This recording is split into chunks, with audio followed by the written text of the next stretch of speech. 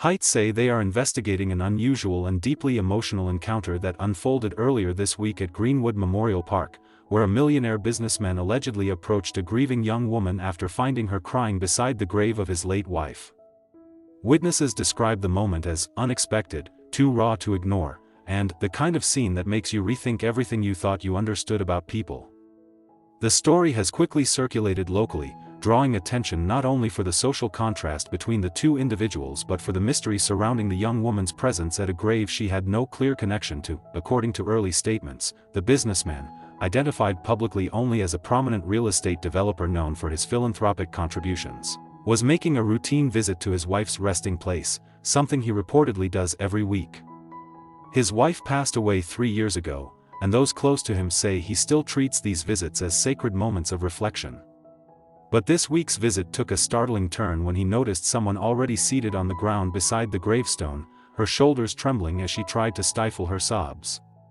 At first, he assumed she was grieving someone nearby and simply sitting close because it was quiet. However, when he stepped closer, he saw that she was directly in front of his wife's grave. That detail, according to his later remark, stopped him in his tracks. Observations from park staff indicate the woman appeared to be in her early 20s, dressed modestly, her clothes worn and damp from the morning dew. She looked emotionally drained yet completely focused on the grave, as though she had been there for much longer than what would be considered typical for a passing visitor. Her hands were clasped tightly, and several crushed tissues lay near her. Those who witnessed the moment from afar admitted they felt something profoundly tragic was happening, though they didn't feel it was their place to intervene. What struck many was how out of place she seemed in comparison to the immaculate marble surroundings and the polished elegance of the grave she knelt before. When the millionaire finally approached her, he reportedly paused again, noticing the way she whispered into the air, as though speaking to someone she had lost. The grave bore his wife's full name, a name that is well known in the community due to her extensive charity work before her passing. She had been highly respected, gentle, and deeply loved, and the businessman had always believed he knew every person who had been significant in her life. That belief was challenged in an instant as he watched this stranger weep with unmistakable familiarity, as though mourning someone she personally cherished. Witnesses report that the businessman gently asked the young woman who she was and why she was at his wife's grave. At first, she seemed startled, wiping her tears quickly and apologizing repeatedly, as though she believed she had done something terribly wrong by being there. Her voice broke, and she was unable to form a full sentence. But it was her expression, a mixture of sorrow, fear, and something that looked like guilt, that left the businessman speechless for several long seconds. One observer said he looked as though the ground beneath him had shifted. Local authorities, who have since reviewed accounts from the cemetery's monitoring staff, say the young woman's emotional state appeared severe enough that some feared she might faint. She clutched a small envelope in her hand, which she tried to hide as she stood up. Her distress was visible, and it was clear she was not expecting to be confronted. Some witnesses claim the businessman softened instantly upon seeing how fragile she appeared, shifting from confusion to concern. It wasn't a confrontation, it became an unexpected moment of compassion from someone who had no idea what story he was about to hear. Early reports suggest the millionaire was polite but understandably confused. He calmly reminded her that the grave belonged to his wife. The young woman, trembling, nodded in acknowledgement but didn't elaborate. Instead, she pressed the envelope against her chest, as if guarding something important. At one point, she whispered something that those nearby couldn't hear clearly, though it caused the businessman to lean closer, his expression tightening with shock. The young woman reportedly told him she had never met his wife, but his wife had changed her life.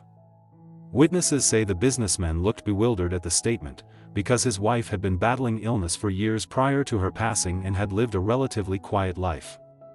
The idea that she could have a hidden connection to someone in such dire circumstances was completely unexpected. The mystery deepened as the young woman attempted to steady her voice, her eyes red and swollen, and insisted she had come that morning to say goodbye, repay a debt, and apologize for something she had carried in her heart for years. By this point, the businessman was no longer standing stiffly, he seemed fully invested in understanding what she meant. Several people who observed from a respectful distance said they sensed a shift in the atmosphere, the curiosity of a grieving husband confronting the sorrow of someone who might hold answers he didn't know he needed. The young woman's presence at the grave had gone from strange to possibly significant. When reporters later asked cemetery staff about the moment, one worker described it as the kind of thing you see in movies but not in real life. The worker added that the young woman looked like she hadn't slept, like she had been carrying the weight of whatever brought her there for a very long time. And the businessman, usually seen as dignified and reserved, appeared visibly shaken by the unexpected encounter. The conversation that followed, though private, seemed to hold immense emotional weight. What remained clear to everyone was this: two strangers, separated by status and background, stood united in grief at the same grave, and the mystery of why this young woman wept for a woman she had never met would soon unravel into a story far more complicated than anyone anticipated. Authorities confirm that what unfolded after the millionaire asked the young woman to explain herself became the turning point of the entire encounter, revealing layers of hardship, secrecy, and human connection that neither of them could have anticipated.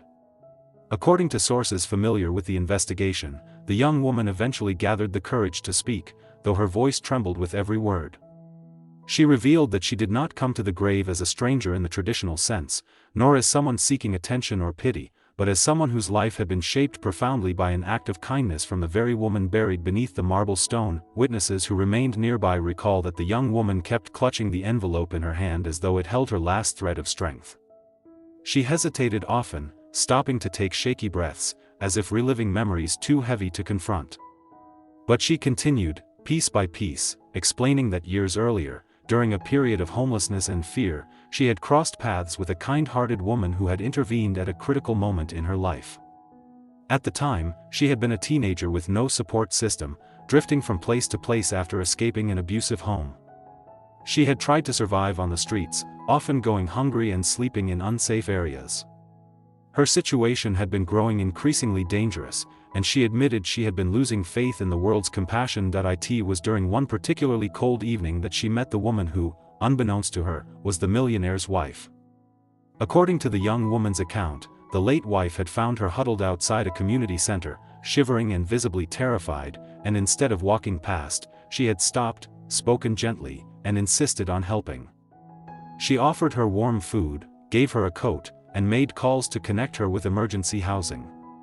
The young woman insisted she had never experienced such genuine kindness from anyone before, especially someone who appeared so refined, so elegant, and yet so profoundly down to earth. What struck the businessman most, according to those observing, was that he had never known the extent of his wife's involvement in such encounters. While he was aware of her charitable nature, he had assumed that most of her acts of kindness were formal, linked to her known community work and organized efforts. But what he was hearing now painted a different picture. This wasn't charity performed for recognition or through institutions. This was a private, deeply human act of compassion carried out quietly, without witnesses, and without expectation of anything in return. The young woman's recounting of the moment caused visible emotion to spread across the businessman's face. He was hearing confirmation that, even in illness, his wife had continued to touch lives in ways he never fully understood. As the young woman continued, she revealed something even more surprising. She explained that the late wife had not only assisted her on that cold evening but had maintained contact with her discreetly for months afterward, checking on her well-being and encouraging her to pursue stability. The young woman admitted she had never known the woman's full name or her family background. She had only known her as Marianne, a gentle figure who had offered guidance and hope at a time when she felt utterly invisible. She later learned Marianne had passed away only after seeing a news segment about the funeral of a well-loved philanthropist, where the photograph shown confirmed her identity. She described the moment as a shock that left her heartbroken, overwhelmed by the realization that she had never had the chance to thank her properly. The man listening to her looked as though each sentence carried the weight of an emotional blow. For years, he had mourned his wife while holding on to memories of her brightest qualities, but he hadn't known that, even outside their shared life, she had quietly continued her mission to uplift others. Hearing this account directly from someone whose life had been saved by his wife gave him a new layer of grief, but also a strange sense of comfort. It meant his wife's legacy extended farther than he had ever imagined, even reaching into the life of this young woman who stood before him now, trembling yet determined to express her gratitude. Investigators say that the young woman's emotional distress stemmed not only from grief but from guilt. She confessed that despite the support she had received, she had made choices later in life that she deeply regretted, including falling into destructive patterns to survive financially. She believed she had failed the woman who had tried to guide her toward better opportunities. She explained that the envelope she held in her hand contained a letter she had written to Marianne after learning of her passing, a letter she had been too afraid to deliver until that morning. She had spent hours writing it, pouring out her remorse, her gratitude, and her wish to become someone the late woman would have been proud of. Coming to the grave had been her way of releasing those feelings and saying goodbye to the one person who had shown her unconditional kindness when she needed it most. Those watching noted that as the young woman spoke, the businessman's expression softened from shock to empathy. Instead of anger or suspicion, he offered reassurance, telling her that his wife had always believed in helping without judgment.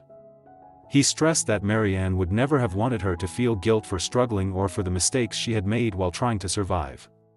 One cemetery groundskeeper later remarked that it was the first time he had seen the wealthy man cry openly at the grave in years, not from sorrow alone but from the overwhelming realization of how his wife's spirit continued to touch lives in unexpected ways. The atmosphere in the cemetery that morning grew noticeably quieter as the young woman finished her account. She apologized again, her voice breaking, and explained she had come with no intention of disturbing anyone. She simply wanted closure and the chance to apologize to the woman who had saved her. But what she did not expect was to be confronted by the grieving husband himself, someone she assumed existed far beyond the world she came from.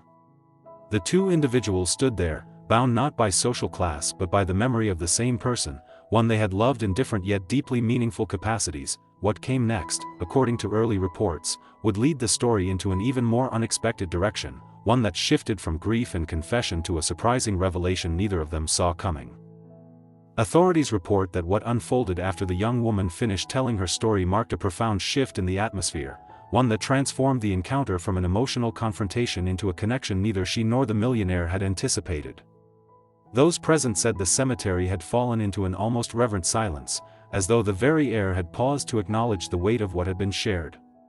The young woman's confession had opened a window into the late wife's compassion, and for the first time in years, the grieving widower found his sorrow mingling with something he had not felt in a long time, understanding and purpose. According to sources familiar with the man's personal history, he had spent the 3 years since his wife's passing immersed in routine and work, keeping emotions locked behind a polished exterior. His visits to the cemetery were quiet and solemn, usually marked by a brief moment of reflection before he returned to the demands of his business empire. But hearing the intricate details of the woman's final acts of kindness, ones he had never known about, seemed to break through the emotional numbness he had built around himself.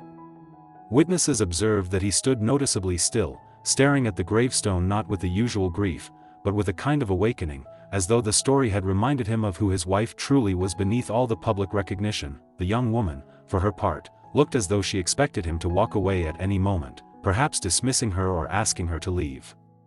Her posture remained tense, and she kept her hands wrapped tightly around the envelope, shoulders trembling slightly. But instead of ending the conversation, the millionaire asked her what had happened in her life since his wife's passing. His voice, soft but sincere, seemed to surprise her, and she hesitated before responding, unsure of how much truth to offer. But the compassion in his demeanor encouraged her to speak freely. She explained that after Marianne's death, she struggled to maintain the stability the older woman had helped her build. The temporary housing she had been placed in had expired, and without someone advocating for her, she found herself lost within an overburdened system. She made attempts to find steady work but lacked experience and references. At times, she felt she was sinking back into the same patterns of survival that had plagued her adolescence. Still, she recounted how she kept Marianne's lessons close to her heart, often reminding herself of the woman's words, that kindness could be a lifeline, not just to others but to oneself. The young woman admitted that she had spent years trying to pull herself together but had little to show for her efforts aside from determination and a fragile sense of hope. She confessed she had returned to the city recently, searching for opportunities in the same community Marianne once served. Her decision to visit the cemetery had been spontaneous, driven by a need to let go of the guilt and express her gratitude in a way she never had the chance to before. Observers noted that her story appeared to affect the widower deeply, as though seeing her struggle illuminated the unseen consequences of his wife's absence. He seemed to realize that Marianne's influence had extended far beyond the boundaries of their home and marriage, touching lives he had never known existed. And now, standing before him was living proof of that legacy, a young woman shaped by his wife's compassion, yet still fighting to survive without the support she once had. According to reports, the widower took a moment to gather his thoughts before replying. When he finally spoke, his words were measured, but the emotion behind them was unmistakable.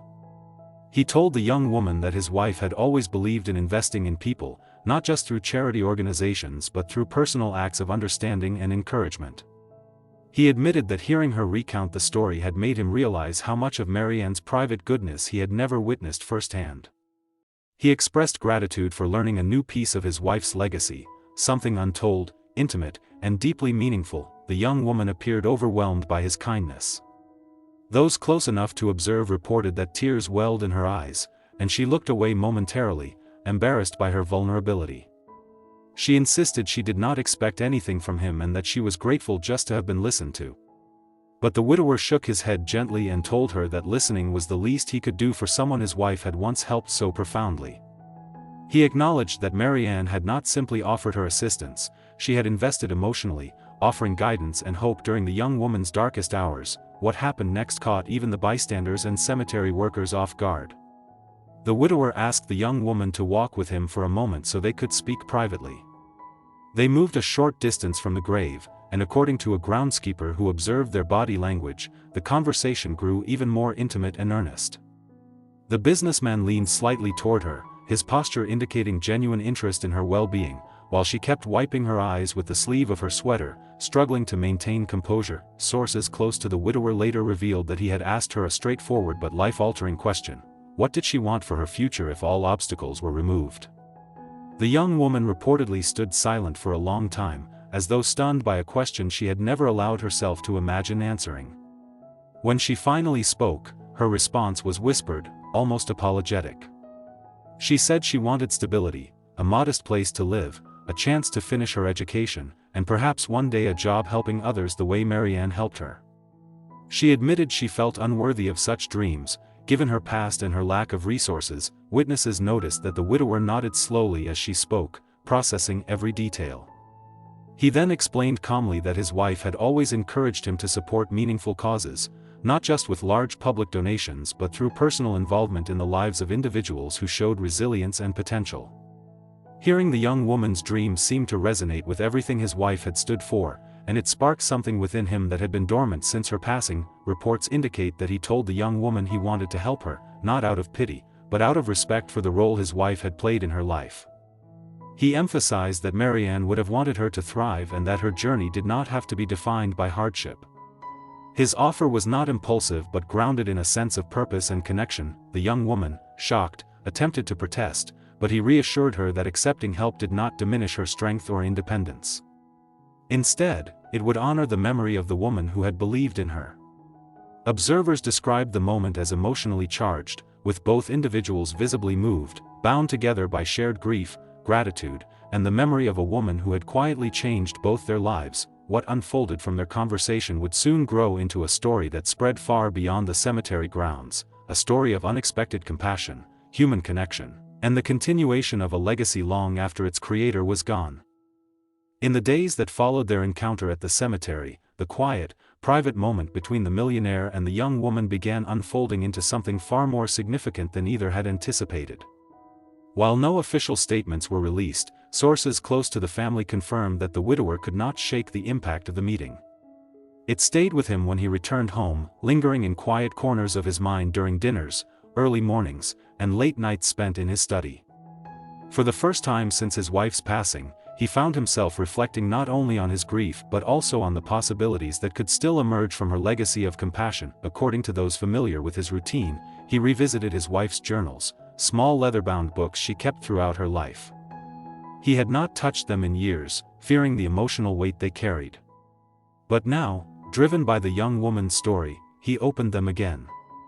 As he turned the pages carefully, he discovered writings that mirrored the same qualities described at the cemetery: messages of kindness, hopes for those she had helped, reflections on the simple joys she took from uplifting others. The journals revealed subtle but powerful glimpses into moments he had never witnessed, including accounts of young people she had supported anonymously, friendships she had protected, and lives she had touched without ever seeking acknowledgement. Reading these entries softened something inside him. The grief that had once felt heavy and unyielding now blended with admiration, pride, and a renewed sense of purpose. Friends and colleagues later noted that his demeanor changed subtly during this period.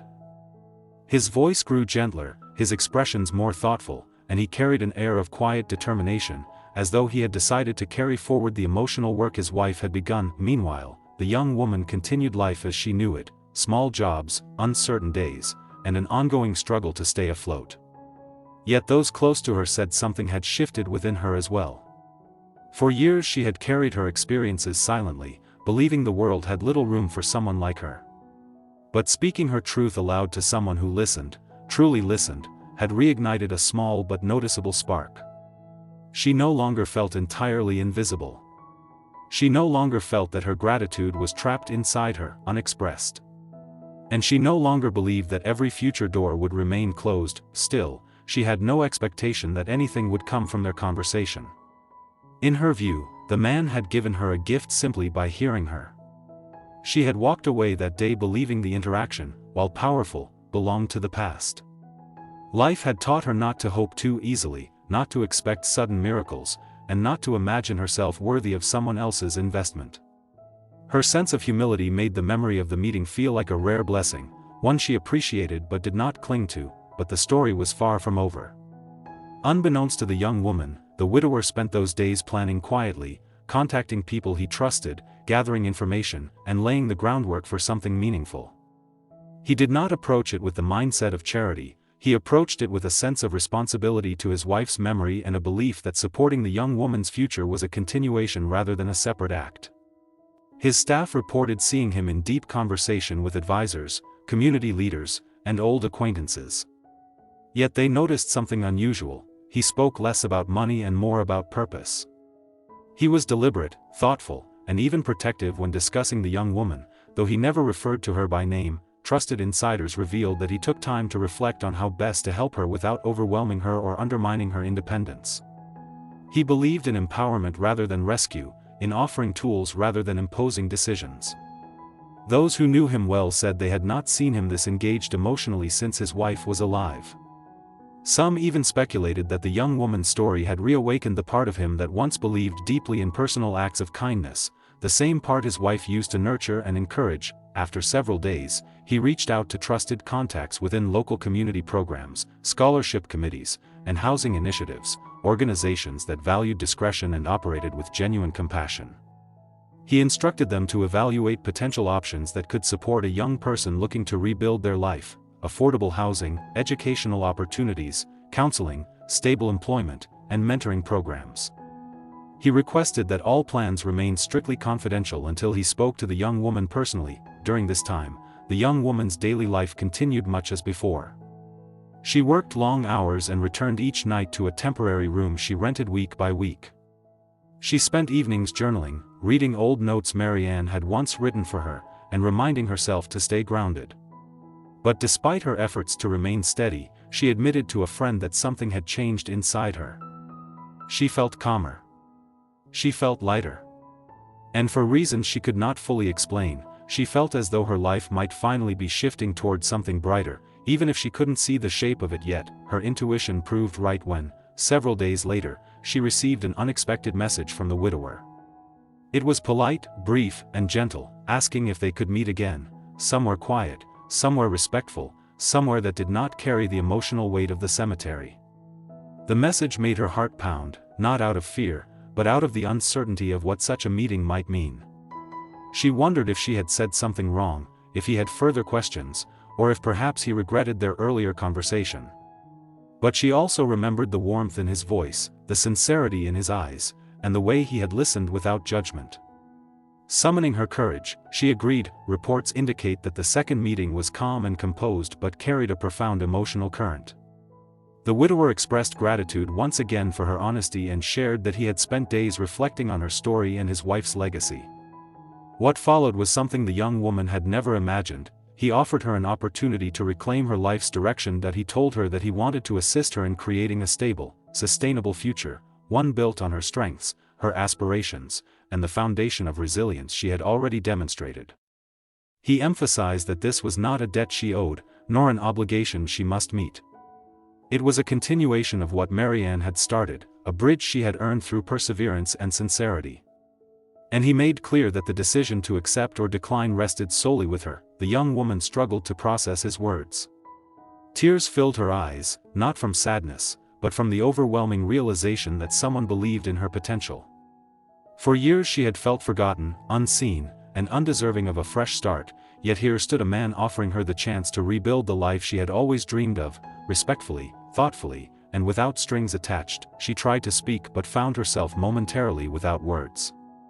It was not until he reassured her once more that she finally nodded, allowing herself to accept the possibility of a better future. In that moment, two lives shaped by grief, compassion, and shared memory intersected in a way that would alter both their stories forever. Their meeting, quiet and unpublicized, marked the beginning of a new chapter, one built not on loss, but on restoration, gratitude, and the profound continuation of a legacy that refused to fade.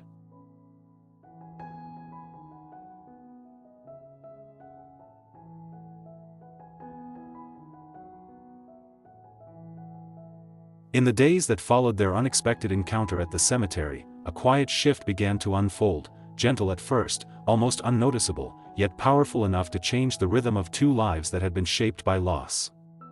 The young woman found herself thinking about the millionaire more than she expected, not because of his wealth but because of the strange comfort she had felt in his presence, a comfort she had not known since before her mother's illness began. His voice, steady and sincere, had carried the kind of empathy that only comes from a person who has been carved open by grief and learned to live with the scar. For the millionaire, something inside him refused to settle after that day. He had walked away from the cemetery believing the moment would pass, like every fleeting encounter with strangers does. But it didn't. Her trembling voice, the way she held her child close while speaking to a grave that meant everything to her, and the raw vulnerability in her eyes had carved a place in his thoughts. It was as if he had witnessed a story still in the middle of its pain, one that deserved not just sympathy but some kind of support, even if he wasn't sure what form it should take. That he tried to reason with himself that approaching her again might be intrusive, yet the memory of her struggling to keep her composure tugged at him. The loneliness she carried mirrored his own, and for the first time in years, he felt the faint pull of purpose. It wasn't pity, it was recognition. Two people standing on opposite sides of different gravestones, yet bound by the same quiet ache. The young woman spent her days juggling work, childcare, and the constant reminders of what she had lost. Her late mother had been her anchor, the one person who believed she could rise above the hardships that seemed to chase her.